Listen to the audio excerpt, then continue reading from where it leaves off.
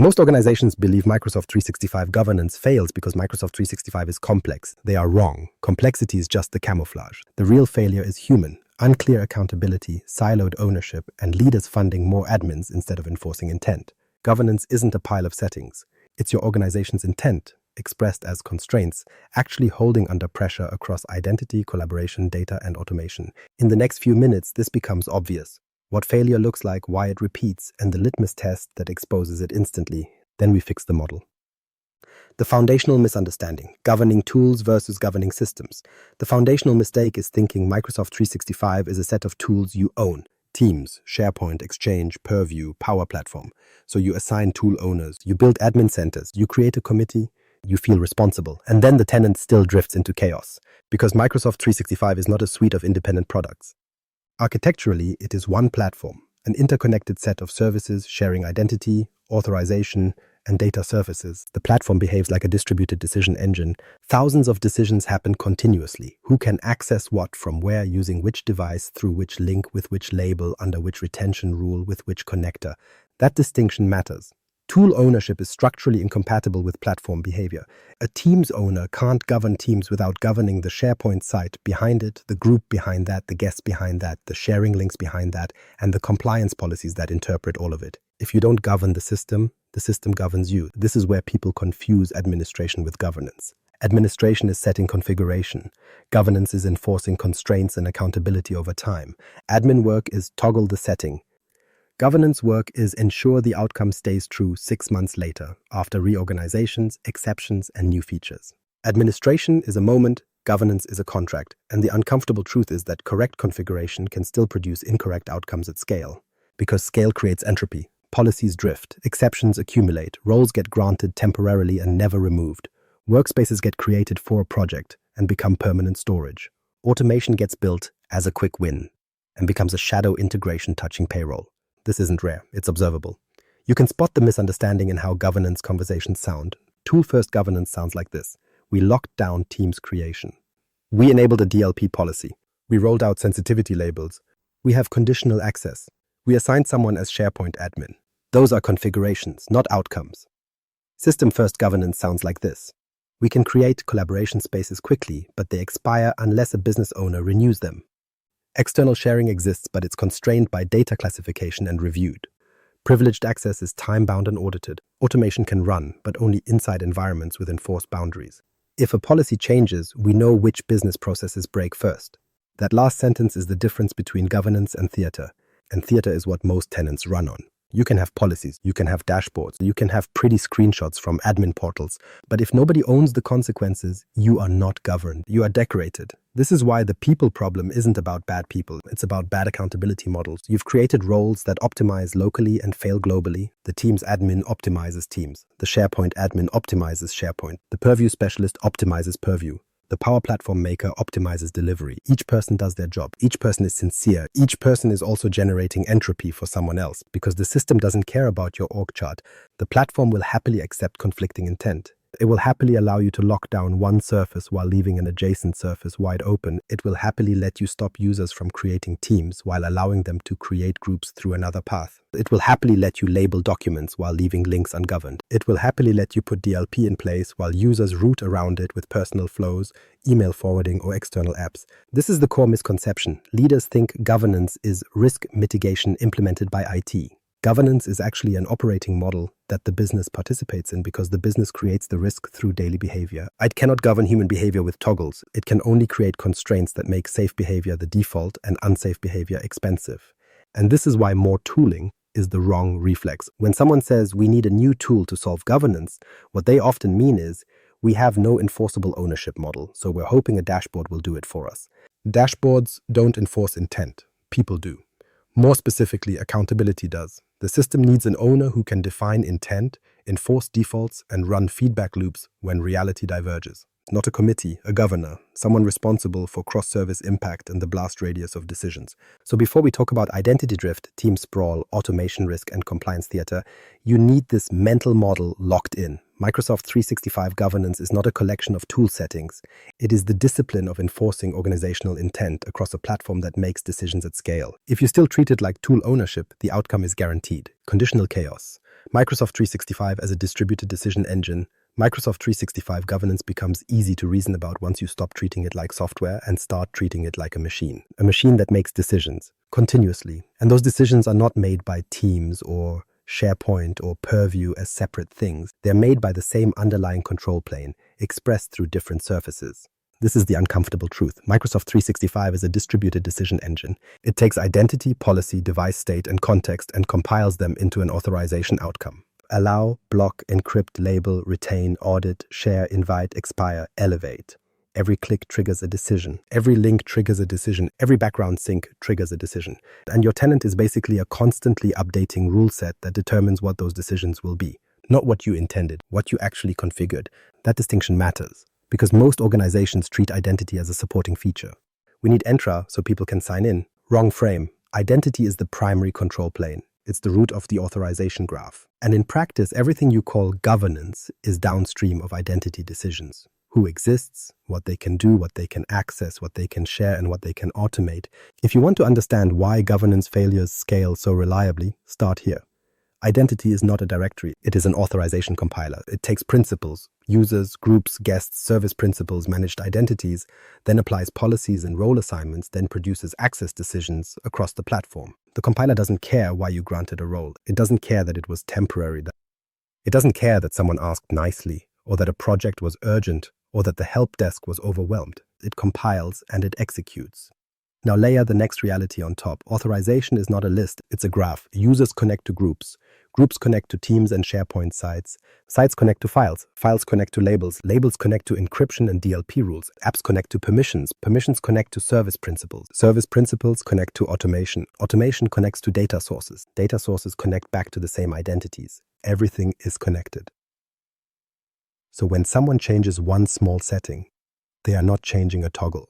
They are changing the shape of an authorization graph. They are changing how the compiler behaves. This is why local optimization creates global fragility. A team's admin tightening creation controls might feel like governance. But if group creation still exists elsewhere, you've just moved the sprawl to a new doorway. A Purview person rolling out sensitivity labels might feel like control. But if sharing links remain permissive, labels become taxonomy theater. A Power Platform maker building a flow might feel like productivity. But if connectors traverse data boundaries without enforcement, you've created an exfiltration pipeline with a friendly UI. Nobody did anything wrong. They did something local. The system failed globally. This is why the platform behaves like entropy management. Every exception you approve becomes a permanent rule unless you actively remove it. Every privileged role granted for speed becomes a standing permission unless you design it to expire. Every workspace created just for this project becomes a long-lived data container unless you enforce lifecycle by default. Exceptions accumulate. Intent fades. And over time, your deterministic security model becomes a probabilistic one. You stop being able to predict outcomes from design. You start hoping the right policy applies in the right place at the right moment. Hope is not a control. This is also why collaboration surfaces are wrappers around the same graph. Teams is not chat. It's identity plus group membership plus a SharePoint site plus an Exchange mailbox plus a permission model that inherits and drifts. SharePoint is not storage. It is policy surface area with inheritance chains and link-based access that can outrun your assumptions. OneDrive is not personal. It becomes operational storage because people optimize for speed and the platform makes it easy. The engine does exactly what it was built to do, reduce friction. If you don't define safe defaults, the system will default to convenience. And convenience always wins in the short term. Until audit, incident response, or Copilot grounding turns convenient sprawl into enterprise-wide blast radius. So when leaders ask, why can't we just assign tool owners and be done? Because the system isn't organized by your tools, it's organized by decisions. And if you don't govern the decision engine as a whole, you aren't governing anything. You are just decorating one portal at a time. The org chart problem, fragmented ownership, creates conditional chaos. Now take that decision engine and overlay a typical org chart on top of it. This is where the failure becomes predictable. Most tenants are owned like this. Someone owns Teams, someone else owns SharePoint, a security person owns conditional access, a compliance person owns Purview, and a business unit owns Power Platform makers because they want speed without IT tickets. It looks balanced on paper. It looks like coverage. In reality, it is fractured ownership wrapped around a single system. So each role optimizes locally. And because they're optimizing locally, they create global contradictions that nobody can resolve because nobody is accountable for the end-to-end outcome. This is conditional chaos, a tenant full of conditions that made sense in isolation but collide in production. Here's what most people miss. The platform doesn't implement your org chart. It implements the sum of your policies. And the sum of your policies is usually incoherent because the org chart is incoherent. The teams person wants self-service because adoption dies when everything is ticket-based. So they loosen creation or they create an exception pathway. Good intent. The SharePoint person wants containment because permission inheritance is fragile and sprawl turns search into noise. So they lock down sharing or clamp down on site creation. Also, good intent. The identity person wants fewer incidents, so they tighten conditional access, enforce MFA, and reduce legacy auth paths. Again, good intent. The purview person needs audit readiness, so they roll out labels, DLP, retention. Still good intent. Now watch what happens when those intents collide. Users can create a team, but external sharing breaks because the underlying SharePoint site inherits a policy that the team's admin didn't know existed. Users can't create a team, so they create a Microsoft 365 group through another surface because your lockdown was a portal-specific block, not a system constraint. DLP triggers in Outlook and blocks sending, so users root around it by uploading to a personal OneDrive and sending a link, because link governance didn't get the same enforcement. Conditional access blocks a flow run because it sees a risky sign-in context, so the business process silently stalls and the maker blames Power Automate being unreliable, not your policy graph. This is why governed-looking tenants still fail audits. The settings exist, the system outcomes don't. And because ownership is fragmented, the default response becomes predictable. Not my tool, which is just a polite way of saying, not my risk. Over time, that becomes your culture. The team's team owns user experience. The security team owns risk. The compliance team owns audits. The Power Platform team owns delivery. Nobody owns the system behavior. So the system behaves like any unowned system. It drifts. This is also how committees become entropy sinks, because the organization notices the pain. So it forms a governance committee. Then the committee becomes a weekly meeting where each silo reports their local status and nobody can actually decide anything cross-service, because decision authority is distributed but accountability is not. So exceptions pile up. The committee approves them because people need to work. And you convert more and more of your governance into exception management. That is not governance. That is slow motion surrender. You can diagnose this problem instantly by listening for the handoffs in your incident reviews. When that sharing incident happened, we thought it was Teams. It was actually SharePoint. No, it was identity. Wait, it was a sensitivity label behavior. It was a Power Automate connector. That conversation isn't collaboration, it's a distributed liability model. And here's the quiet part. The system rewards this behavior. Each team can declare success by their own metrics. Teams' adoption is up. SharePoint sites are compliant. Conditional access coverage is high. Labels are deployed. Flows are delivering value. Meanwhile, the tenant's real state is oversharing, privilege creep, orphaned workspaces, undocumented automation, and compliance that cannot be proven end-to-end. This is why board-level leaders keep hearing, we need more people. They don't. They need an accountability model that matches the platform. One person or one accountable function must own cross-service outcomes, not every setting, outcomes. Because without that, every change becomes a political negotiation between tool owners and the decision engine keeps doing what decision engines do when intent isn't enforced. It compiles whatever you gave it. And it makes you live with the result. Now that the org chart problem is clear, you can zoom in on the first recurring failure pattern that this model creates: identity blind spots. Failure pattern 1, identity blind spot. Identity blind spot is the first failure pattern because it's the one that quietly poisons everything else. If you don't control identity, you don't control collaboration, you don't control data access, you don't control automation, you're just watching symptoms. This failure usually starts with something that sounds reasonable. We need to move fast. So someone grants a role that feels small, or they grant a role that feels temporary, or they grant global administrator because it's just easier, and then they never take it back. That's the blind spot. Organizations treat Entra roles as job titles instead of blast radius. They treat privileges as operational convenience instead of risk acceptance. They treat directory objects as static when the platform treats them as live inputs to a decision engine. In real tenants, you see the same sequence. First, misscoped roles. A help desk engineer gets user administrator because password resets are noisy. A Teams admin gets privileged access they didn't actually need because Teams drags SharePoint behind it. A security engineer gets multiple admin roles just while we sort this out. An automation developer gets app permissions that bypass user constraints because the flow needs to run. Second, standing privilege. The access remains because removing it is work, and work creates friction, and friction creates tickets, and tickets create escalation. So the path of least resistance becomes leave it. Third, no entitlement review cadence. The tenant has no rhythm where someone asks, who still needs this and why? not as a quarterly compliance scramble, as a normal operational loop. The absence of cadence is the breach. Everything else is just timing. Fourth, no blast radius thinking. Leaders and admins act like a role assignment is scoped to one tool. It isn't. One intra-role change can alter behavior across multiple services because the graph is shared. The platform doesn't implement Teams admin as a single surface. It implements rights that often cascade into Exchange, SharePoint, app consent, group management, and external access. And here's the part nobody likes saying out loud. Once you allow this to happen, your governance becomes probabilistic. Not because Entra is unreliable, because your tenant is now governed by historical accidents. Who asked for access? Who was on call that day, which admin granted it, whether anyone remembered to remove it, whether the person left the company before someone noticed. That's not a security model, that's luck. Global admin delegation is the purest example. It's the role you grant when you don't want to think. And organizations don't grant it because they're reckless. They grant it because the accountability model is broken. The business wants urgency. It wants fewer escalations. Nobody wants to own the risk explicitly, so global admin becomes the default get it done button. And that decision doesn't stay contained. It becomes cultural. The next time something is blocked, people don't ask what constraint exists and why. They ask who can bypass it. The bypass becomes normal. The exception becomes policy. The policy becomes theater. Now add guests and external collaboration. Identity blind spot is where external access posture goes to die. Guests accumulate. Old vendors remain.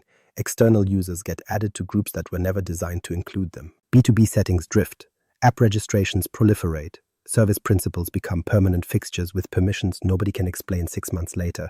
And if you think that's rare, remember the platform incentives. Collaboration drives growth. External sharing is frictionless by design. App integration is easy by design. That's the product. The governance is your job. So the identity blind spot is not misconfiguration. It's a design omission. You designed for convenience, then asked policy to clean it up afterward. Policy can't clean up identity sprawl. It can only react to it. This is where the litmus test becomes useful, even inside technical teams.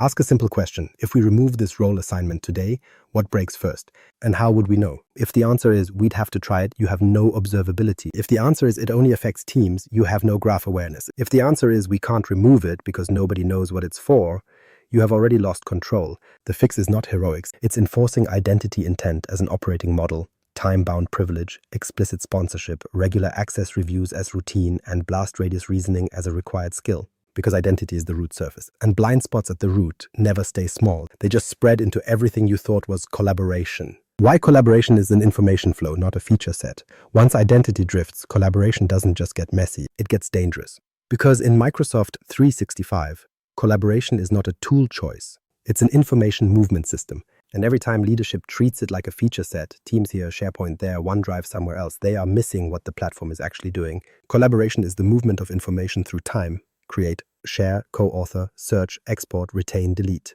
And if you don't govern that flow end to end, your tenant will invent its own flow. Users will root around friction. Data will settle where it shouldn't. And your controls will apply inconsistently because you govern surfaces, not movement. Start with the biggest misunderstanding. Teams. Teams is not a chat app. It is a container that binds identity, permissions, and storage into a workspace. Behind one team is a Microsoft 365 group. Behind that group is membership, owners, and guests. Behind that team is a SharePoint site where the files actually live, often an Exchange mailbox, sometimes a planner plan, sometimes a OneNote, and always a permission model that inherits and drifts. So when someone says we govern teams, the only honest response is which part? Do you govern creation? Do you govern ownership continuity? Do you govern guest access? Do you govern sharing links in the SharePoint site that teams created? Do you govern the underlying group sprawl and nested membership? Do you govern retention and e-discovery against the content that's now spread across chat, channel messages, and documents? Because Teams is just the front door. The data lives in the house behind it, and most organizations only lock the front door while leaving the back windows open. Then there's SharePoint. SharePoint is not storage. It is a policy surface area with inheritance chains. If you don't understand inheritance, you don't understand SharePoint. And if you don't understand SharePoint, you don't understand collaboration in Microsoft 365. Permissions in SharePoint drift because people change roles, projects change scope, and temporary access becomes normal access. Site owners grant permissions because they're trying to work, and the platform makes it easy to do the wrong thing quickly. That's not a user problem. That is a design reality. Now add sharing links. Sharing links are not permissions. They are bypass tokens.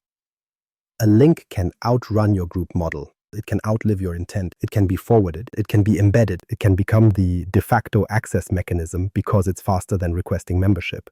And once links become the dominant access pattern, your governance posture becomes a rumor. People think they know who has access. They don't.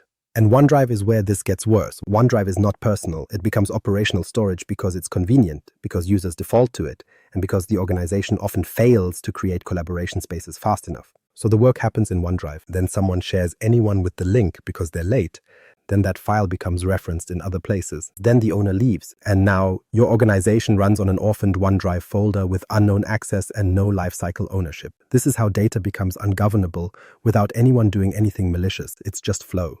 And the hidden coupling makes the stakes higher now than they were 5 years ago. Search turns your tenant into an information retrieval system. If you let sprawl and oversharing accumulate, search becomes an exposure amplifier. People find content they shouldn't because your permission model is too permissive, your labels are decorative, and your sharing links behave like permanent exceptions. And Copilot makes that coupling explicit. Copilot doesn't create new access. It doesn't magically grant permission, but it collapses the effort required to exploit whatever access already exists. It makes "I didn't know that existed" irrelevant. So the question isn't, is Copilot safe? The question is your information flow safe? Because collaboration governance is not about preventing work, it's about directing work into governed pathways. You need flow ownership. Who owns the lifecycle from creation to deletion? You need default-safe boundaries, templates, classification, expiration, renewal, and ownership continuity. Governance is not telling people don't share. Governance is making the safe way the easy way. And if you don't do that, collaboration sprawl is not an accident. It's the default outcome of an unmanaged flow. Failure pattern 2, collaboration sprawl and orphaned workspaces. Collaboration sprawl is what happens when self-service exists, but lifecycle ownership does not. And Microsoft 365 is extremely good at self-service. Teams creation, group creation, sites, shared channels, planner plans, loop workspaces, private chats that quietly become project records. Everything is one click away because the product assumes your organization can manage the consequences. Most organizations can't. So they get the predictable outcome. Workspaces multiply, ownership degrades, and sensitive data settles into places nobody even remembers exist. Here's the first mechanism: auto-creation everywhere. Even if you think you locked down Teams, you probably only blocked one doorway. Users still create M365 groups through other surfaces, or they get someone else to create it for them, or they spin up something adjacent that still creates a SharePoint site. And even if creation is truly restricted, that doesn't stop sprawl. It just changes the shape of it. Sprawl doesn't require permission. Sprawl requires demand, and demand is constant. Projects start, vendors show up, teams reorganize, new initiatives appear, people need a place to work. If you don't provide a governed, fast path for that place to exist, users will create one anyway, somewhere. Now, the second mechanism, no lifecycle ownership. Most tenants treat workspaces like they're immortal. A team gets created for a project, the project ends, and the team becomes a permanent archive. Nobody deletes it because deletion feels risky. Nobody archives it properly because nobody owns the policy. Nobody reviews access because there's no cadence. So the workspace becomes an unmanaged repository of business history. That is not neutral. It is a compliance liability and a data exposure surface, because the longer a workspace lives, the more its membership model diverges from current reality. People leave, people change roles, guests remain, owners depart, and the workspace becomes orphaned. Orphaned workspaces are the most honest artifact of a broken governance model. The platform gives you a place that requires an accountable owner to maintain it. Your organization fails to maintain ownership continuity, so you end up with a container full of sensitive content, with access paths nobody can defend. And then, during an audit or an incident, everyone discovers it at the same time. That's not governance, that's archaeology. Now, the third mechanism, orphaning, is not an edge case, it's a default. If the only ownership model you have is whoever created it is the owner, you have already accepted that the workspace will eventually become unmanaged. People leave, that is normal. The system needs a transfer mechanism by design, not by ticket. If you don't design ownership continuity, your tenant will accumulate dead workspaces with live data, and you'll see it in predictable symptoms. Naming conventions become cosmetic. People stop trusting search because results are polluted by stale sites. Classification becomes a checkbox because users learn labels don't change outcomes.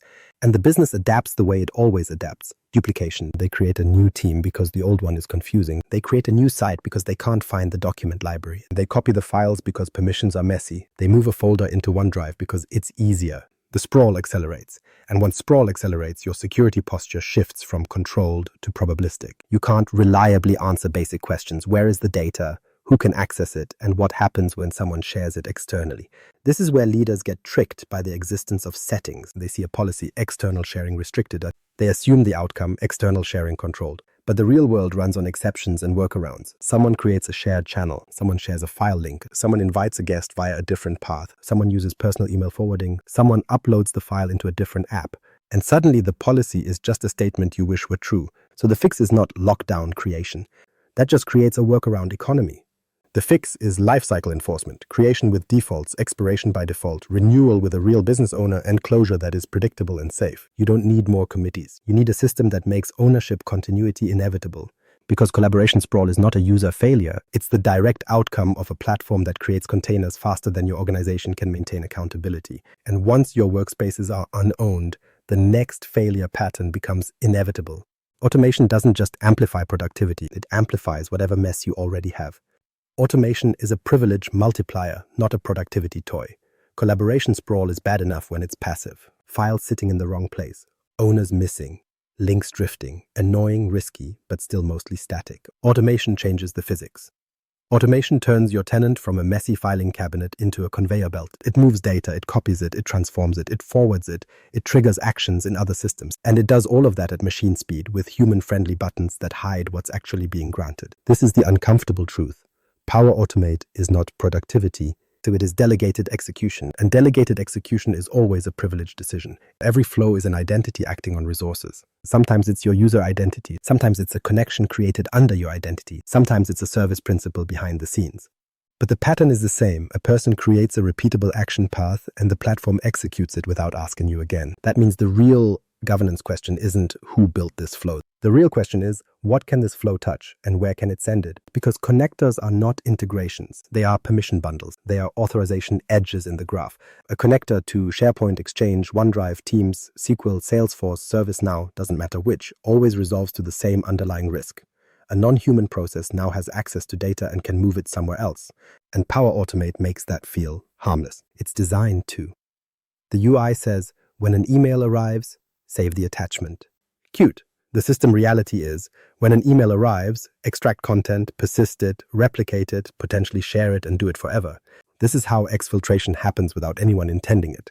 Not through advanced attackers at first, through well-meaning makers building just a quick thing in the default environment, using personal connections with no boundary enforcement and then leaving the company. And now you've got a business process you can't see, can't audit cleanly, and can't easily attribute. It's running because it was useful once and nobody had the authority or even the visibility to shut it down. This is where tool-first governance collapses. The Teams admin doesn't govern flows. The SharePoint admin doesn't govern connectors. The purview person doesn't own runtime behavior. The identity team doesn't own what the automation touches, only who can sign in. So automation becomes the accelerant that turns fragmented ownership into real incidents. Here's what most people miss. The default environment is not a starter environment. It's an entropy generator. It becomes the place where everything lands because it's available, because it's frictionless, and because nobody wants to tell the business no. So the business builds there. Personal flows become organizational dependencies. And then you've created operational risk that isn't tied to any formal system. Now add data boundaries. If you don't have a clear environment strategy and data loss prevention boundaries that map to real data classes, connectors will traverse sensitivity levels. People will pull HR data into a quick approval flow that writes into a SharePoint list. They will pull finance data into a spreadsheet stored in a team that has guests. They will forward customer data into a mailbox that has broad delegates. And your policies will light up with alerts that nobody owns. Because again, policies don't enforce intent. Ownership does. And the most dangerous illusion is thinking you can govern automation by training makers. Training is good, but training is not enforcement. If your governance relies on every maker remembering what's allowed, you've already accepted a probabilistic model. Some will remember, some won't, some will leave, some will copy a template from the internet. The system will still execute the flow. So the system-first model for automation is simple, and it's not negotiable. Govern boundaries, not builders. Govern what it touches, not who clicked create. Govern where it runs, not which team claims ownership. Automation needs enforced zones, environments with clear purpose, strong defaults, and explicit connectivity boundaries. It needs least privileged connections by design, not as a heroic afterthought. It needs visibility that ties flows to business processes, not just users. And it needs an operating model where this flow is now critical, triggers ownership, documentation, and lifecycle like any other production system.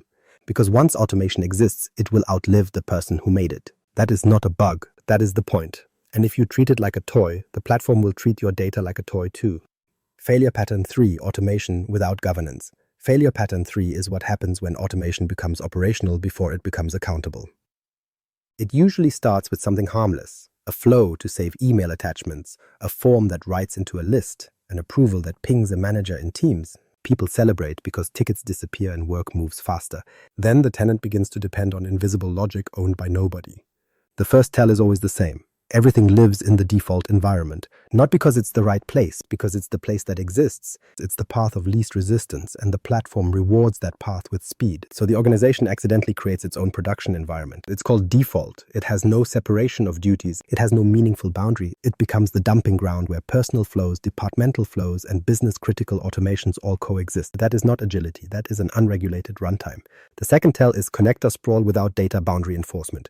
People connect to SharePoint, Outlook, Excel, Dataverse, SQL, third-party services, and whatever else solves the immediate problem. Each connection is a standing authorization edge, and because the maker experience is designed to feel safe, those edges look like convenience, not capability.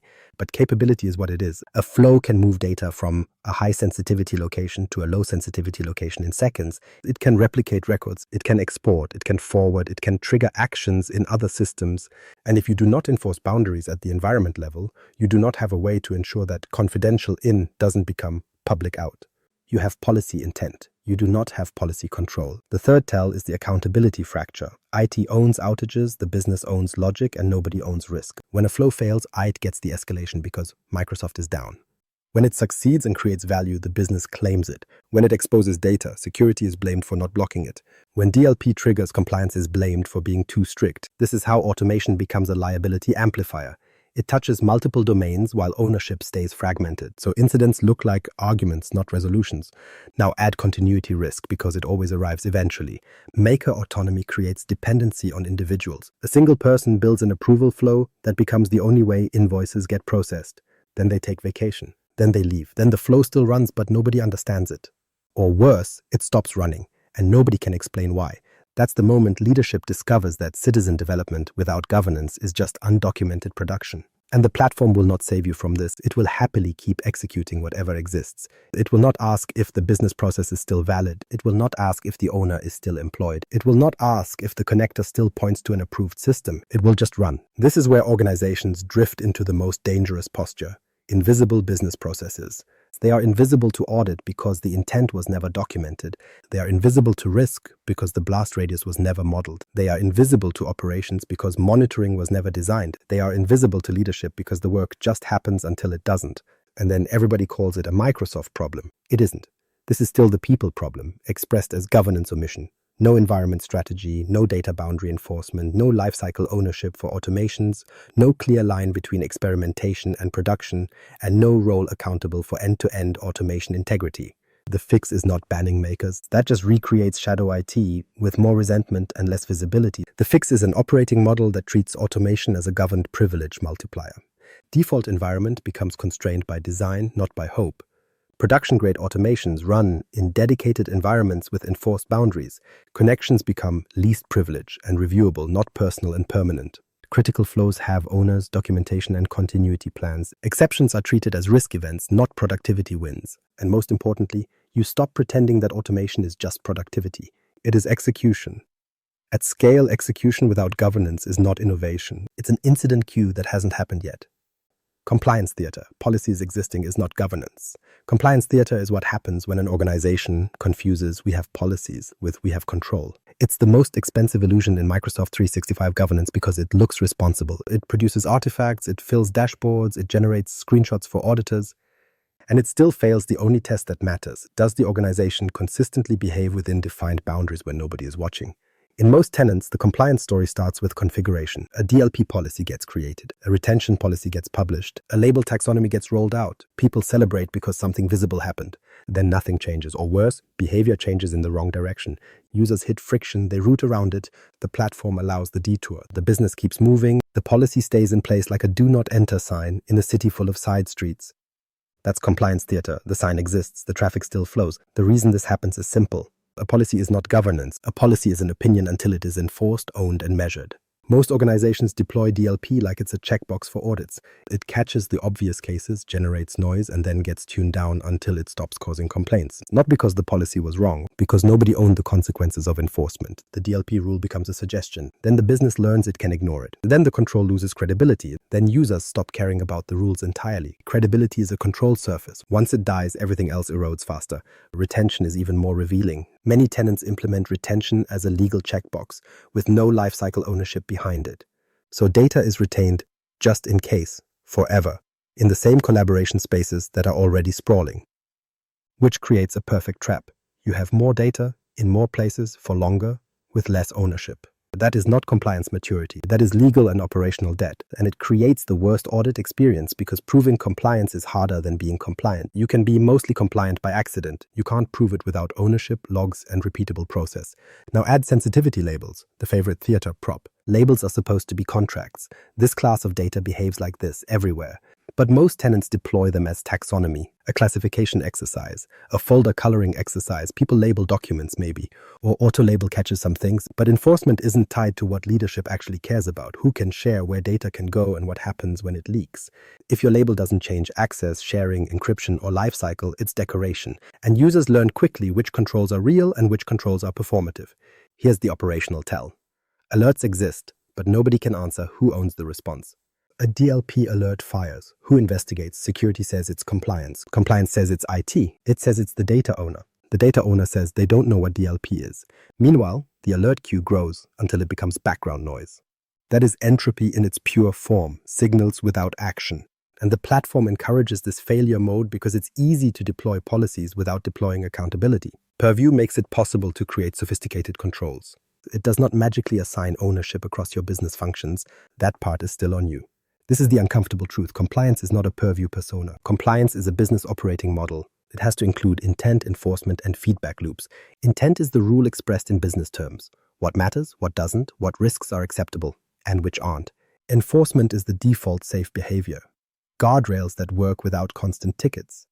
Feedback is routine review. What's being blocked, what's being allowed, what's being bypassed, and where the business is pushing back. Without feedback, your policies drift into irrelevance. Without enforcement, your policies drift into theater. Without ownership, your policies drift into silence. So when leadership says we bought Purview, we're covered, they are buying a false sense of safety. Purview is a control plane. It can express constraints, but it cannot decide what you mean. It cannot reconcile conflicting goals, and it cannot own the consequences. That's still your people problem. And in the next failure pattern, you'll see it clearly. Purview configured perfectly, and still nobody owns what happens to the business when it fires. Failure pattern 4. Purview configured, but no one owns the consequences. This failure pattern is where the illusion becomes expensive. Purview gets configured, the tenant gets policies, and the audit deck gets screenshots, and then the organization discovers the part nobody budgeted for, living with the consequences. Because Purview doesn't just protect data, it changes behavior, it introduces friction on purpose. That's what control is. And the moment control creates friction, users respond the only way humans respond. They optimize around it. If nobody owns the consequences of that optimization, your governance collapses into a cycle of tuning policies down until they stop bothering people. The most common example is DLP. A central team writes a DLP rule. They scope it broadly because broad scope looks responsible. They turn on blocking because blocking looks like governance. Then the policy hits production, and it lands where it always lands, on the busiest people doing the most time-sensitive work. Finance tries to send a file, blocked. Sales tries to share a quote, blocked. Legal tries to forward a contract, blocked. The business doesn't interpret that as the organization is safer. They interpret it as it is in the way. So they create a workaround economy. They paste the content into an email. They screenshot it. They export it. They move it to a different workspace. They use a personal account. They use an external tool. And the only thing the DLP policy accomplished was pushing the same data into a less visible, less governed path. That's not a DLP failure. That's an ownership failure. Because good DLP requires tuning, and tuning requires a feedback loop with decision authority. Who decides whether the friction is acceptable? Who decides what exception is allowed? And who owns the downstream risk when an exception becomes normal? Most organizations don't have that person. They have a purview person. And a purview person is not a business owner. They cannot accept business risk on behalf of finance. They cannot redefine process. They can only adjust the policy. So the policy becomes the negotiation surface. You end up with conditional chaos, but in compliance form, a growing pile of just this one exception until enforcement becomes probabilistic. Retention is worse because it's slower. Retention gets designed as a legal requirement, not as a life cycle system. The policy says, keep for 7 years, but nobody owns what keep means operationally. Does the workspace archive? Does ownership transfer? Does content get disposed on schedule? Does it move to a lower cost, lower access archive? Or does it just sit in active collaboration sites forever because nobody wants to delete anything? Most tenants choose the last option, not out of malice, out of missing ownership. And then, years later, during e-discovery, the organization realizes it retained everything in the noisiest possible place, with the weakest possible ownership, with the highest possible access sprawl. Legal wanted defensibility. The operating model delivered hoarding. Those are not the same thing. Sensitivity labels fail in the same way. They get deployed as taxonomy: public, internal, confidential, highly confidential. People pick a label. Sometimes maybe auto-label applies something. But labels are not governance unless they are enforcement contracts. A label must mean this content behaves differently. Sharing changes, access changes, encryption changes, external access changes, lifecycle changes, audit posture changes. If your labels don't change behavior, users treat them as decoration. And the moment users treat classification as decoration, your entire risk model becomes narrative-driven. We label things, therefore we control things, therefore we're compliant, until you have to prove it. Audit readiness is where this pattern collapses publicly. When an auditor asks, "Who owns this policy?" the answer cannot be the purview admin. Because owning the policy means owning its business impact: training, process changes, exception paths, enforcement decisions, and measured outcomes. If the responsibility is fragmented, proving compliance becomes a scavenger hunt across IT, security, legal, and the business. And the most dangerous outcome is trust erosion between internal functions. Legal assumes security has it. Security assumes IT is monitoring. IT assumes the business is following the rules. The business assumes the rules are optional because they keep finding ways around them. Everyone is wrong. The system is doing exactly what you designed, enforcing policies without owners. So the fix for this failure pattern is not more purview, it's not better DLP, it's not more labels, it's ownership of consequences. A named function that owns the outcomes created by purview, where friction lands, what workarounds appear, what exceptions are allowed, and what risk is accepted when the business insists on speed. Until you assign that ownership, purview will remain a beautifully configured control plane governing a tenant that behaves like it has no governor at all. The certification trap: manuals are not governance capability. Here's the part leadership keeps getting wrong because it's comforting. We're fine. Our people are certified. They are trained. That's different. Certifications prove someone can navigate portals, memorize feature boundaries, and reproduce a reference architecture diagram on command. That makes them employable. It does not make them capable of governing a platform that behaves like a single authorization system. This is the certification trap. You hire for tool fluency and assume you purchased governance. You didn't. You hired operators for a system that requires governors. The platform punishes narrow expertise, not because specialists are useless, but because specialization becomes blindness when the system is coupled. A Teams expert who doesn't understand intra-role blast radius will fix Teams by creating new exceptions in the group layer. A SharePoint expert who doesn't understand link governance will secure sites while the organization shares data through links that outlive membership. A purview expert who doesn't understand maker ecosystems will deploy DLP while data walks out through connectors inside personal flows. Everyone is competent. The system still fails, because competence at the tool level doesn't include responsibility for cross-service outcomes. Certifications teach you what the setting does. They don't teach you what the setting causes when combined with the rest of your tenants' accumulated decisions. And that's what governance is: causality.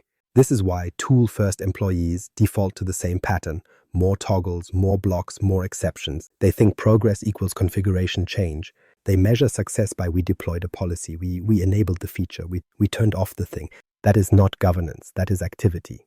Governance is whether the tenant keeps producing the intended behavior after reorganizations, turnover, acquisitions, new apps, new connectors, and the slow creep of exceptions. That's the difference between a deterministic model and a probabilistic one. A deterministic model is when you can predict outcomes from design. If we do X, then Y happens, and we know who owns Y. A probabilistic model is when your security posture depends on which exception got added last quarter and whether anyone remembers it exists. Certifications are not designed to build deterministic governance capability. They are designed to teach you the feature set, which means organizations that hire purely for Microsoft expertise keep creating the same workforce shape: a set of siloed product experts who can keep the lights on but cannot enforce intent at scale. And the platform doesn't care about your lights, it cares about your authorization graph. Now layer in the executive failure that completes the trap. Leaders equate a credential with judgment. They assume that a certified person can answer the hardest question in Microsoft 365 governance: what breaks if we change this? Most can't, because that's not a portal question. That's a systems question. It requires understanding dependency chains, blast radius, user behavior incentives, and the cost of friction. It requires an architect's mindset, and that mindset is not delivered by passing an exam. This isn't an attack on certifications. They're useful, they help people start, they create a shared vocabulary, they prevent complete incompetence. But they are not governance capability. They do not create people who can own outcomes across identity, collaboration, data, and automation. So when leadership keeps funding more training as the solution, they're funding the wrong thing. Training increases feature fluency. It does not fix the missing operating model. It does not create ownership where none exists. It does not establish cadence, feedback loops, or decision authority. It does not turn tool admins into system governors. Here's the uncomfortable conversion that needs to happen in your organization. Stop hiring for product expertise as if Microsoft 365 is a product. It's a platform. The platforms require reasoning. And if you don't hire for reasoning, you'll keep hiring people who can only operate within the boundaries of their portal. They will solve local pain by moving risk somewhere else. They will implement controls without owning consequences. They will create the exact governance debt that looks like progress in admin centers. That's why the tool dashboards look busy while the tenant drifts. This is also why committees get populated by the wrong people. You invite the certified specialists because they know the tools. Then they bring tool answers to system questions. Then governance becomes a negotiation between portal owners instead of an enforcement model, and nothing changes. So the fix starts with a simple mental rule. Certifications qualify someone to touch settings. They do not qualify someone to define intent. The moment you treat them as equivalent, you guarantee conditional chaos. And that's the transition point. Because once you understand this trap, you can deploy the knife, the litmus test that exposes whether your organization is operating a governed platform or just a collection of certified button clickers. The litmus test leaders should use. Here's the litmus test leaders should use, and it's going to make people squirm because it exposes whether your organization understands systems or just portals. Ask this slowly. If this setting changes today, who feels the impact first and how would we know? Not what breaks. That's too technical and it invites guesses. Who feels it first? And how would we know? That distinction matters because governance is not the ability to recover after a surprise. Governance is the ability to predict blast radius before you pull the lever. Now listen to the answer. The wrong answers arrive fast and they all sound the same. Teams will be impacted. SharePoint will be impacted. The help desk will get tickets. We'll check the admin center. We'll look at the logs. Those are not answers. Those are nouns. They're also confessions. Confessions that nobody has connected policy to outcomes and nobody has built observability that maps platform behavior back to business reality. A tool-first mind answers with tool names because tool names are the only mental model they have. They don't know who is affected, only which portal contains the toggle. They don't know how they'd know because they don't have a signal path. They have an after-action scramble. A slightly better but still failing answer is, it depends. It doesn't. In a governed tenant, the impact pathways are known because they are designed and monitored. The system is deterministic because your intent is enforced. Now here's what a good answer sounds like, and it should feel almost boring in its precision. The finance approvers feel it first because invoice workflows start failing. We'd know within 5 minutes because the approval queue backlog spikes and the flow run failure rate crosses the threshold. Or external partners feel it first because guest access to project workspaces gets blocked. We'd know because guest sign-in failures and link access failures rise, and the exception register gets new requests with the same signature. Or legal feels it first because retention holds stop applying to a set of content types. We'd know because the retention policy simulation report deviates from expected coverage and e-discovery exports show missing items. Notice the pattern. It's business function first, then observable signal, then evidence pathway. That's governance. And it's why most organizations don't like this question. It forces them to admit that they run Microsoft 365 like a superstition, don't touch anything because nobody knows what happens if they do. Now, how do you use this question without turning every meeting into a defensive incident review? You don't ask it as an accusation, you ask it as a design requirement. Pick one high-impact control area per leadership review. Identity, collaboration, automation, or compliance. Then ask the question about one specific change, not hypotheticals, real things you have touched before, a conditional access policy change, a sharing setting, a DLP rule adjustment, a Power Platform environment change. Then require 3 outputs. 1, the impacted business function. 2, the earliest measurable signal. 3, the owner of the signal and the decision authority to act. If any of those 3 are missing, you have found a governance gap. Not a tooling gap, a people and accountability gap. This is the part where leaders usually default back to comfort and say, so we need better documentation. No, documentation is a storage format. It does not produce accountability. You need ownership and feedback loops. You need someone whose job is to know the impact pathways and keep them current as the tenant drifts. You need routine review of exceptions, not annual panic. And you need observability that answers the question before the tickets arrive. Because if the first time you learn about impact is when users complain, you are not governing a platform. You are reacting to a distributed decision engine you don't control. So use the litmus test as a recurring executive requirement. It's not a one-time gotcha. It's the standard for whether a proposed change is ready to enter production. And if the organization can't answer it, the change isn't ready. Not because the people are bad, because the system is unowned. And unowned systems always drift toward conditional chaos. The system-first governance model intent, enforcement, feedback. So if the litmus test exposes the gap, what replaces the tool-first mess? A system-first governance model, 3 parts: intent, enforcement, feedback. Not a committee, not a portal tour. A model that matches how the platform actually behaves. Start with intent. Intent is not we want to be secure or we want to collaborate. That's not intent. That's aspiration. Intent is a set of constraints the business agrees to live inside. Which data classes exist, who can access them, how they move, and what the acceptable failure modes are. Intent has to be expressed in business language first because the business is the only entity that can accept business risk. Security can recommend, IT can implement, compliance can interpret regulation, but only the business can say, yes, we accept that external partners can access this class of content under these conditions, or no, this data never leaves our boundary. If you can't articulate that, you don't have governance, you have preferences. And intent has to be specific enough that it can be enforced without constant negotiation. Which brings us to the second part, enforcement. Enforcement is where most organizations think governance ends because they confuse policy exists with policy works. Enforcement means defaults that compile your intent into predictable tenant behavior. Defaults that don't rely on every admin remembering to do the right thing. Defaults that don't rely on every user caring. In architectural terms, enforcement is how you keep the platform deterministic. It's where you stop asking, did we configure it correctly? And start asking, does the platform behave correctly even when people take shortcuts? That's why enforcement isn't just turn on MFA. It's boundary design, identity boundaries, time-bound privilege, explicit role scoping, sponsor ownership, and routine entitlement reviews that are operational, not seasonal.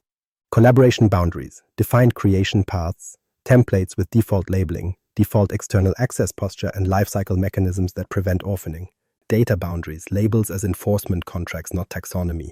DLP that maps to real data classes and real workflows. Retention that maps to lifecycle ownership, not legal superstition. Automation boundaries, environment strategy that reflects sensitivity tiers, connector controls that prevent cross-boundary leakage, and governance that treats flows as executable systems, not personal experiments. And here's the phrase that's going to irritate the right people: least reasonable access. Not least privilege in the abstract, least reasonable access. The minimum access that still allows the business to function without immediately creating a workaround economy. Because if your enforcement model creates enough friction, users won't comply. They'll route around it. And Microsoft 365 has endless routing options. So enforcement must be usable, not user-friendly. Usable under pressure. Which leads to the third part, feedback. Feedback is where governance either becomes real or becomes theater. Feedback means you can observe drift, exceptions, and failure patterns as routine signals, not as incidents, not as audit discoveries, as normal health telemetry. This is the core misunderstanding. Policies drift by default, exceptions accumulate, owners change, new apps appear, new connectors get added, new sharing links spread. Your intent does not stay enforced unless you measure erosion. So feedback looks like this. You have a decision log, not a slide deck. You have an exception register, not will remember. You have drift detection, not will review later. And you have an operational cadence that forces the tenant back toward intent before entropy wins. Monthly, system health. Exceptions, privilege access changes, workspace sprawl rates, DLP outcomes, automation boundary violations. Quarterly, blast radius reviews. What changed, what drifted, what silently broke, what workarounds emerged, and what policies lost credibility. And no, this is not bureaucracy. This is entropy management. It's the cost of running a platform. Because without feedback, enforcement decays. And without enforcement, intent becomes a slogan. Now connect this back to the people problem, because that's the whole point. Tool-first organizations assign ownership to portals. System-first organizations assign ownership to outcomes. Tool-first governance asks who manages teams' settings. System-first governance asks who owns information flow integrity from creation to deletion across every surface the platform exposes.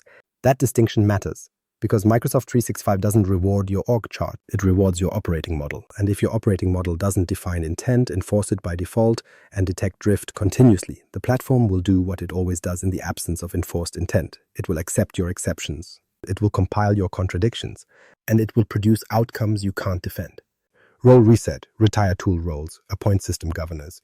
If you want this to stop being a recurring incident pattern, you don't start in the admin centers, you start in the org chart. Because the platform doesn't care who owns teams. It doesn't care who runs SharePoint. It doesn't care that you hired a purview person. Those are job titles that make humans feel organized. They don't map to how Microsoft 365 behaves. The first move is retiring the mental roles that exist only because a portal exists. Teams owner, SharePoint, admin, purview person, power platform maker.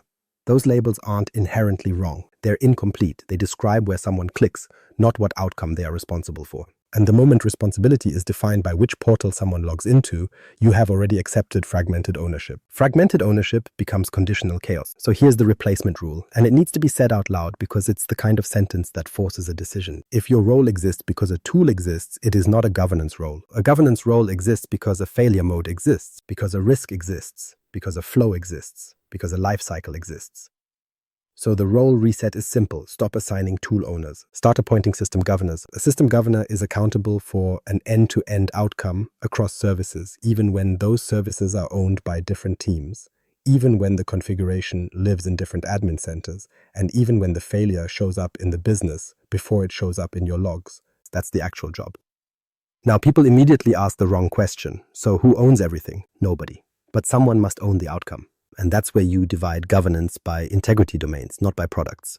Access integrity, information flow integrity, automation integrity. Those are the three pathways where governance erodes, where incidents are born, and where the business experiences pain. Those are also the three areas where you can measure drift without lying to yourself. So the first expectation shift is accountability must be end-to-end. If someone owns Teams creation, they also own the consequences in SharePoint.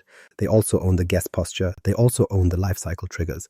They also own the naming and classification defaults. If they don't, then they don't own Teams creation. They own a switch. That's not governance. Now, the second expectation shift is governance roles must be empowered to say no without becoming a committee. This is where most organizations self-sabotage. They create a governance committee because it feels safe. It distributes responsibility. It also destroys decision speed. It becomes an entropy sink where exceptions accumulate because nobody has authority to reject them, only to debate them. So system governors need decision authority, and they need it scoped. Not infinite power, clear domains. They must be able to set defaults. They must be able to approve or deny exceptions. They must be able to declare a pattern out of policy and force a redesign, not just a workaround. And when an exception is approved, it must be treated as a risk event with a sponsor, an expiration date, and an observable signal. Otherwise, you are just writing future drift into your tenant on purpose. Now, how do these roles collaborate without turning into a bureaucracy factory? They collaborate through a contract, not through endless meetings. A platform contract.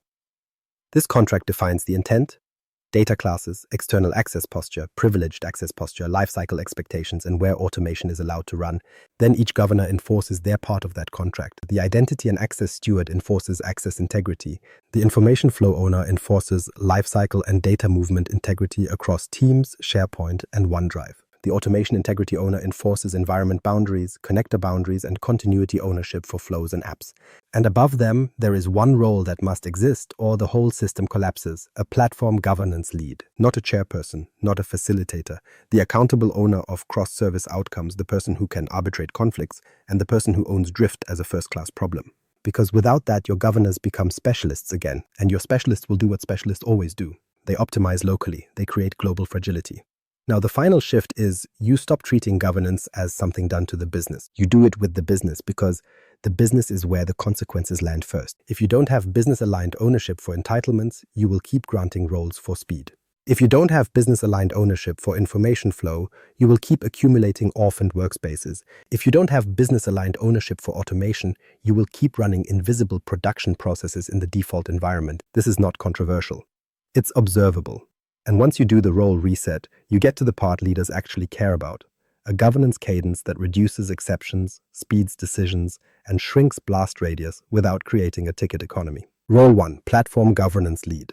The Platform Governance Lead is the role most organizations refuse to create because it forces a simple admission. Microsoft 365 is one system, and your org chart is not. So instead, they distribute governance across tool owners and hope coordination will emerge from goodwill. It won't. Goodwill is not an operating model. This role exists to do one thing: own cross-service outcomes. Not support, not advise. Own. Because every meaningful governance decision in Microsoft 365 crosses boundaries: identity, sharing, search, retention, external access, and automation. If no one owns the end-to-end outcome, the platform becomes a distributed decision engine with no adult supervision. The platform governance lead owns the platform contract. A platform contract is the set of enforceable assumptions your organization believes are true.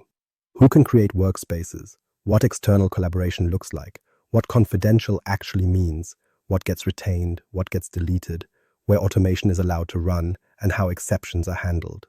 Not written as a manifesto, written as constraints that can be implemented, monitored, and defended. And yes, that contract will make people unhappy. That's normal. Governance is the formalization of trade-offs, and trade-offs always create friction somewhere. The platform governance lead owns that friction as a managed outcome, not a surprise. This role chairs governance decisions, but not as a committee facilitator. Committees are entropy sinks. The chair is accountable for the decision quality and the enforcement follow-through. So the meeting is not, let's hear everyone's feelings. It's, here is the proposed change, here is the blast radius, here are the impacted business functions, here is the monitoring signal, and here is the decision. And if the system can't answer those questions, the decision is not ready. Not later, not will be careful, not ready. This role treats exceptions as risk events, not as customer service. Because an exception in Microsoft 365 is not a local deviation. It is a permanent fork in your control plane until you remove it. It accumulates, it gets copied, it becomes precedent, it becomes drift. So every exception needs a sponsor, an expiration date, a measurable signal, and a path back to baseline. If your exception process doesn't include those, you don't have an exception process. You have policy decay. The platform governance lead also owns measurement of drift, not vanity dashboards. Drift policy exception volume, workspace sprawl rates, orphan rates, privileged access standing time, external sharing events by data class, maker activity in non-approved environments, DLP outcomes that represent real business risk, not just noise. Because missing policies create obvious gaps, drifting policies create ambiguity, ambiguity creates workarounds, and workarounds create incidents. That distinction matters. This role interlocks with security, legal, and business leadership, but it doesn't delegate accountability to them. It translates, it arbitrates, it enforces. Security will always push for tighter controls. Business will always push for speed. Legal will always push for defensibility. Those are predictable forces. The platform governance lead exists to convert those forces into a stable, enforceable tenant posture without turning every decision into a political negotiation. And this role must be empowered to say a sentence most organizations forbid. No, not like that. Not no, you can't. That just creates shadow it. No, not like that. Here is the safe path that exists by design. That's the difference. The platform governance lead doesn't just block. They design the governed pathway, then force the organization into it by making it faster than the workaround, because the platform will always offer detours. Your job is to make detours unnecessary, not merely forbidden. Now, a warning. Do not turn this role into a senior admin with a new title. That is how you get governance theater with better slide decks. The platform governance lead must operate at the system level. Understanding the authorization graph, understanding cross-service coupling, understanding where policy erodes, and understanding how humans behave when controls create friction. That's why this role isn't defined by portal access. It's defined by outcome ownership. If you want a simple test to know if you hired the right person, they don't start with, we need to configure. They start with, what behavior are we trying to force, and what is the platform currently incentivizing instead? And then they design the defaults so the platform stops rewarding the wrong behavior, because Microsoft 365 doesn't need more admins. It needs one person whose job is to prevent the tenant from becoming an ungoverned democracy of settings. Role 2, Identity and Access Steward. The platform governance lead owns the contract, but contracts don't enforce themselves. If nobody owns identity as a living entitlement system, your entire governance model collapses into wishful thinking. That's what the Identity and Access Steward is for.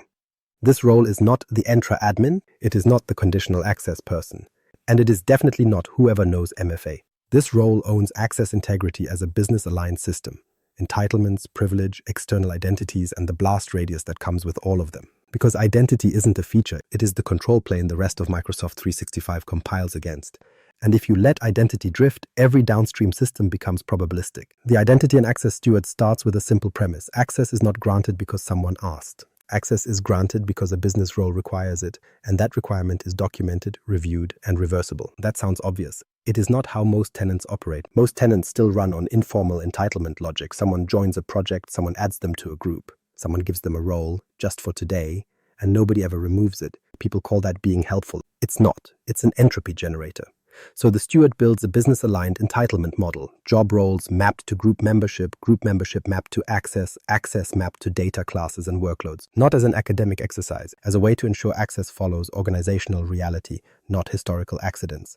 Then they enforce a regular review cadence that is operational, not seasonal. Access reviews are not a quarterly ritual performed in panic for auditors. They are a routine mechanism that continuously removes stale access before it becomes invisible risk. If you only review access when someone asks, you don't have governance. You have guilt, and the steward makes privileged access non-standing by default. Zero standing privilege is not a slogan. It's the only model that survives real-world entropy. People don't lose access because they are bad. They lose access because the organization changes and nobody cleans up. So the steward enforces a world where elevation is time-bound, approval-driven, and visible. If someone needs admin power, they elevate. They don't keep it. If the platform makes that annoying, the steward fixes the design. Because if privilege elevation is too painful, teams will create permanent admin assignments for speed, and the platform will silently accept your slow-motion failure. This is also where blast radius thinking becomes mandatory. One Entra role assignment is rarely just one role.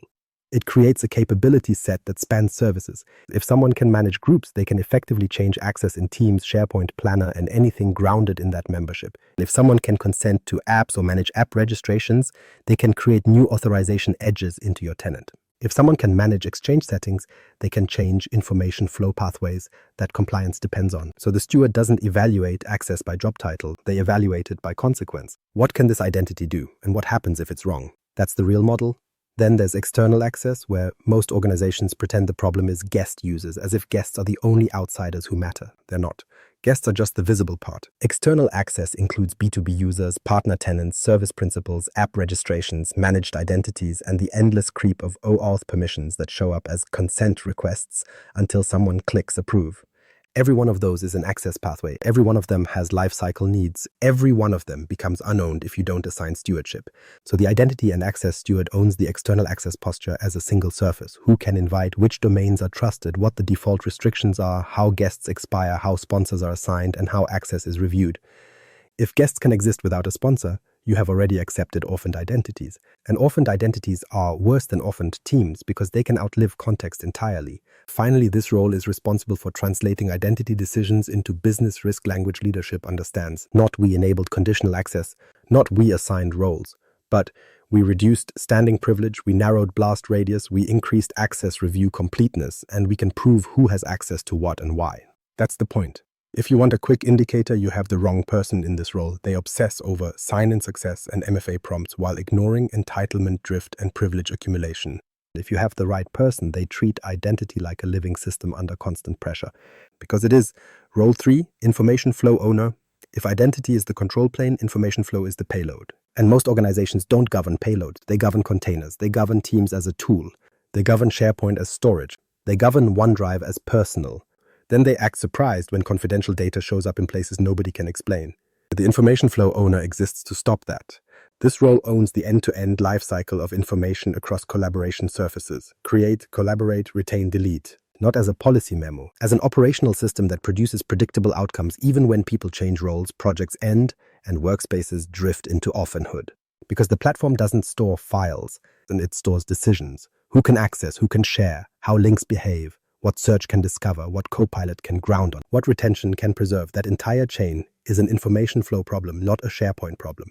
So the information flow owner starts by defining the flows that actually exist in the business, not the ones IT wishes existed. Project workspaces, department workspaces, client workspaces, external collaboration workspaces, personal workspaces that have become shadow team drives. Those flows must have entry points and exits.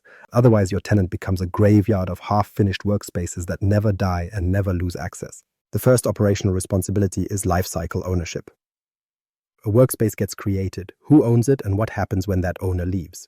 If your answer is someone should update owners, you have already accepted orphaned workspaces as a normal state. The information flow owner forces continuity by design, ownership transfer rules, expiration mechanisms, and archival pathways that don't require heroics. The goal is simple. There is no such thing as an ownerless workspace, ever. The second responsibility is classification enforcement. Labels aren't decoration, they are contracts. A label must mean something about sharing, access, and lifecycle. Otherwise, it's just a taxonomy exercise that produces false confidence. The information flow owner ensures classification maps to real behavior. What confidential means for external sharing. What highly confidential means for guest access. What internal means for anonymous links. And what each class implies for retention and disposal. This is where most organizations fail because they deploy labels centrally and experience them locally as friction. So this role also owns usability.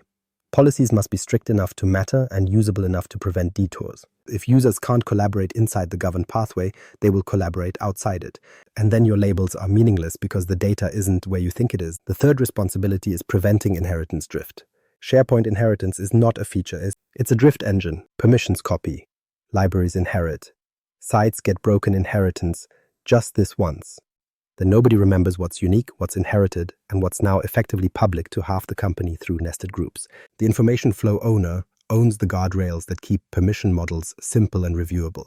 They don't need to know every permission. They need to prevent permission structures that cannot be audited or understood. Because complex permission models don't create security, they create ambiguity. And ambiguity is where oversharing hides.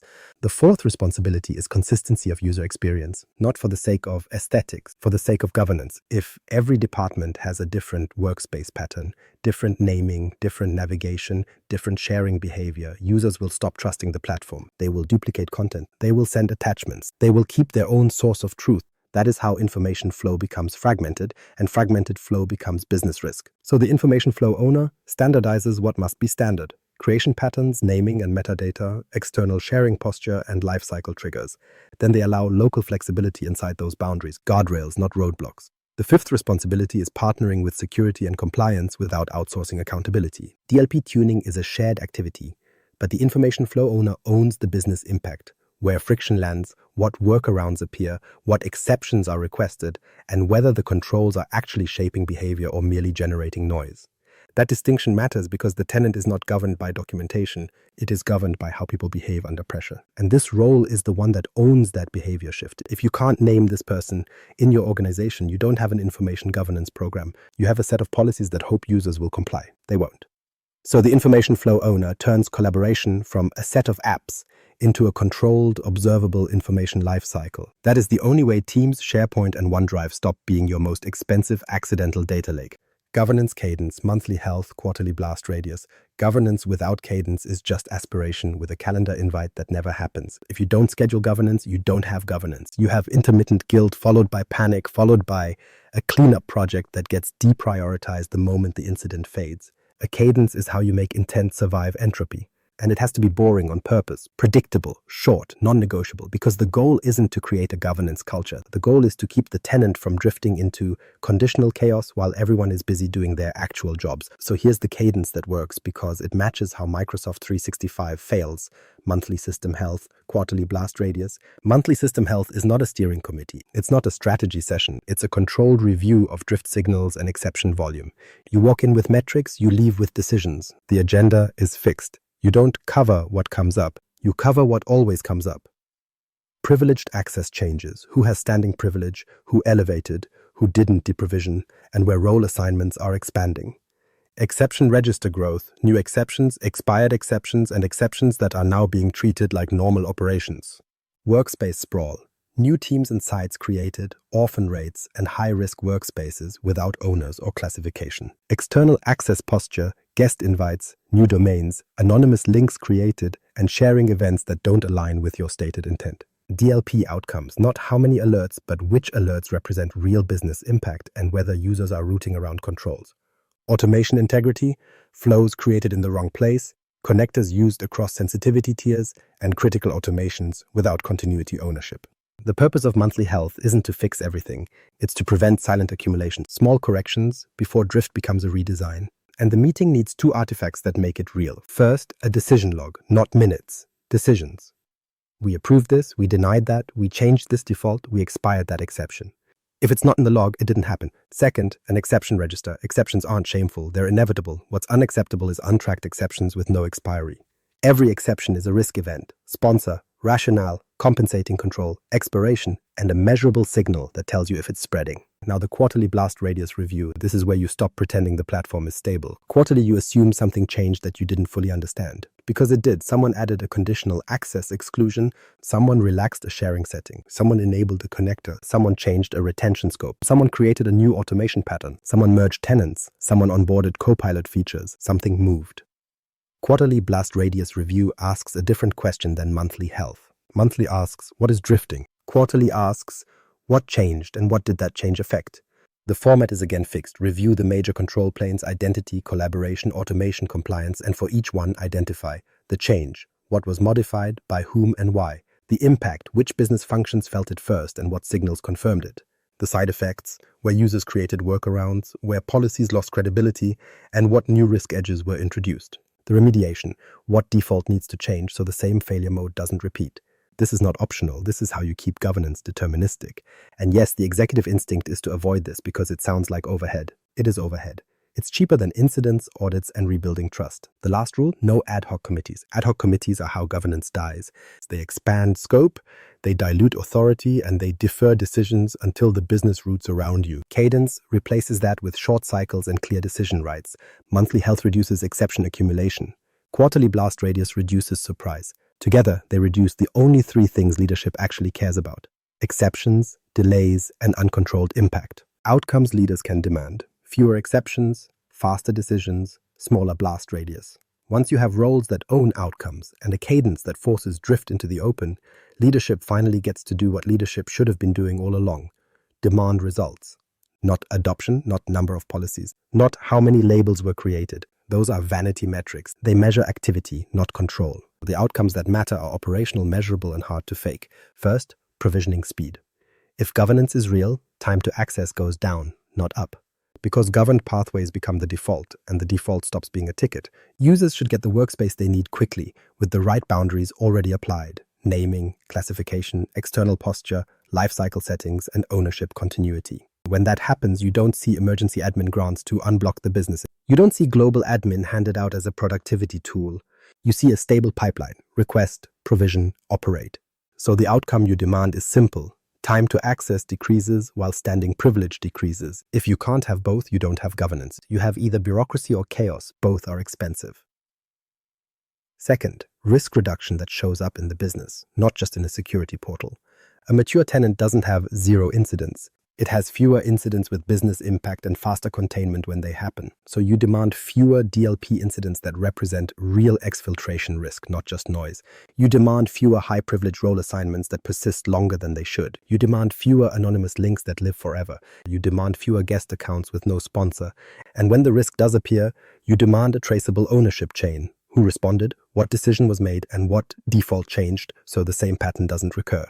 Third, operational clarity. This is where governance stops being a moral argument and becomes a productivity argument. A governed tenant reduces shadow IT because users can get work done inside the platform without fighting it. They stop creating duplicate workspaces because search becomes trustworthy. They stop using personal accounts because external collaboration has a safe path. They stop building critical flows in the default environment because there is an environment strategy that matches reality. So you demand a measurable reduction in orphan teams, orphan sites, stale identities, and unmanaged automations. Not because you love neatness, because these artifacts are where data and risk accumulate silently. They are the backlog of future incidents. Fourth, decision quality. This is the most underrated outcome, and it's the one executives should care about most. Tool-first organizations turn every governance question into a debate, because nobody owns end-to-end consequences. That produces delays, escalations, and endless exception requests.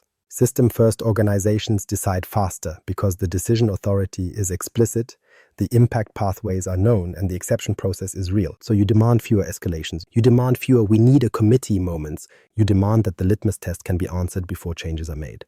And you measure decision quality by the thing that always exposes the truth: exception volume. If exceptions are increasing, your defaults are wrong or your enforcement is unusable. Either way, the system is drifting. If exceptions are decreasing, your organization is learning, your defaults are improving, and the platform is becoming deterministic again. That is the simple reframing leaders need. Governance is not a brake on productivity. It is the design of productive pathways that hold under pressure. And the phrase that captures all of it is the only one worth putting on a slide: fewer exceptions, faster decisions, smaller blast radius. If you can't demand those outcomes, you are not funding governance, you are funding theater. Conclusion, the mandate. Microsoft 365 governance fails when you assign tool owners to a system that behaves like a single platform. If you want fewer incidents and fewer surprises, stop funding portal expertise and start funding outcome ownership. Subscribe and listen the next episode on governance metrics that can't be gamed, because dashboards don't enforce intent.